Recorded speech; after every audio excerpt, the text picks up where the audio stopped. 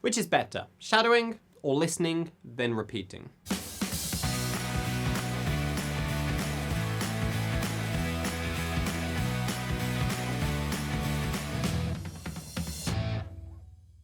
Hello, I'm Julian Northbrook, the posh punk of English education, and in this video I want to talk a little bit about shadowing. There's a very good chance that you've seen the shadowing video that I made originally in 2011 and then re-uploaded to the current YouTube channel in 2013.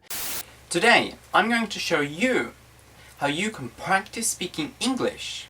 Yes, that video is somewhat old, more than 6 years old, in fact, at the time of recording this video. And to say that my thinking, and not to mention my learning, has changed and progressed somewhat would be quite an understatement.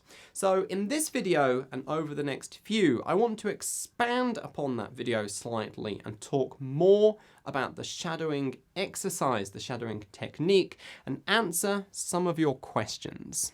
On said shadowing video, I got the following question.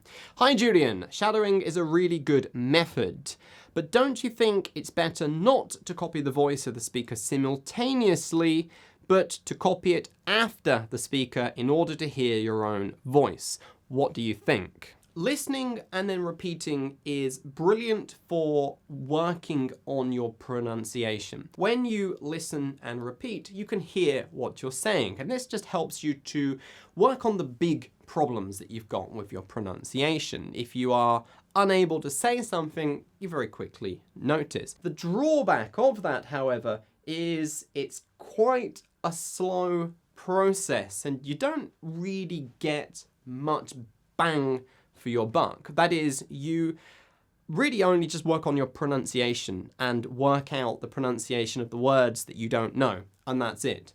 Finished. Shadowing, on the other hand, is brilliant for working on what we call the physical aspects of fluency.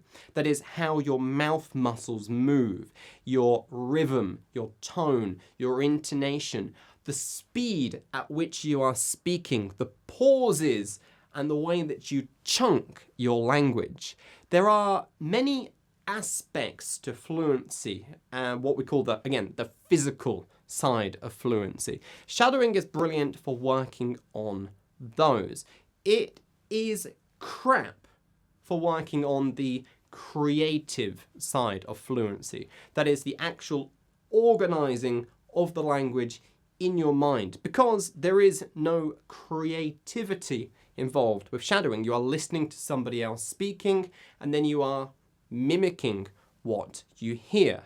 However, this is why it's so good for working on the physical aspects, because the creative side of it is pushed out the way. You don't need to worry about that. So to put it simply, I guess we'd say that shadowing is good for building positive motor habits. That is, the physical side of fluency. Again, the pronunciation, the intonation, the rhythm at which you speak, the speed, where you put the pauses, how you chunk the language. You're not going to get that by just listening to something and repeating it, because you're not actually producing the language in real time.